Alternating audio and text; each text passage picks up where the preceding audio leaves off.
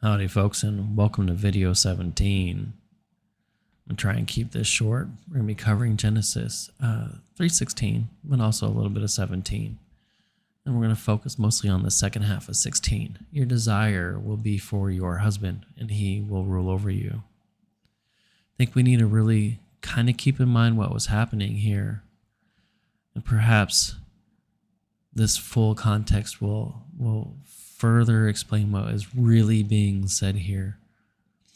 Now, I always chalk this up as a political thing, because after the cataclysm, after the earth was destroyed, after we had received a new heavens and a new earth, the matriarchy was being replaced by the patriarchy, and gods were replacing goddesses. And so I always chalked it up as that. It's just a political statement of, well, what was factually happening at the time, or at a time.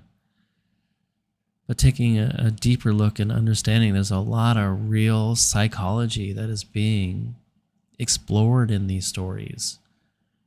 A lot of Eastern philosophy, a lot of Buddhism is being explored in these Western stories. And this is a perfect example. And, I overlooked it. And I think a lot of us do overlook it. So what we need to look at here is in 16, your desire for your husband, your desire will be for your husband, and he will rule over you. You have to understand the woman is the right side of the brain, and the husband is the left side of the brain from a psychological perspective. And so your desire for your husband is when you are filled with fear. The earth was destroyed. Humanity was scrambling and covering themselves with fig leaves.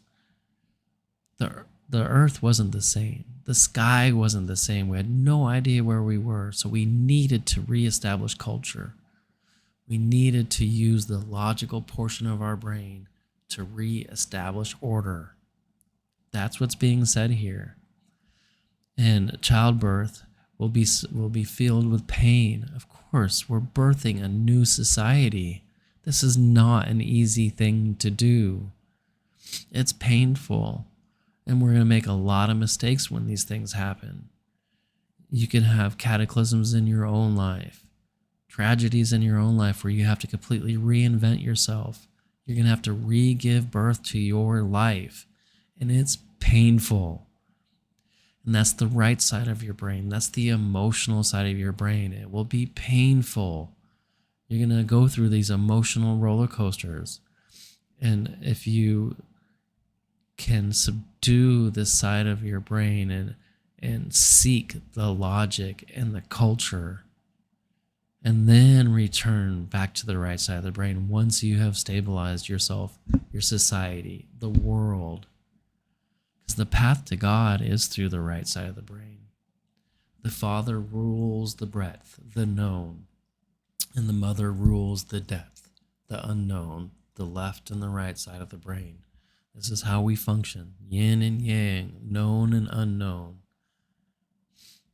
But when destruction happens, when cataclysms happen, and we're filled with fear and anxiety, it's the left side that needs to rise to the occasion. So then we can again be filled with compassion and creativity and find and seek the righteous path of God. That's what's being expressed here. And the labor of rebuilding this earth in 17, it's going to feel like the ground is cursed. It's hard. That's what we're saying. That's what they're trying to say here is whenever your world is destroyed, even if it's literally destroyed like it is in this story, it will feel like every single step is cursed against you. But the path of reestablishing culture, reestablishing a logical control of your life will reopen the creativity in your life. That's what's being said here. And we're going to leave it there, my friends. I'm going to add just a little bit, and I hope I don't let my disgust show too much. No human being may ever rule over another human being. Ever. Until then, my friends,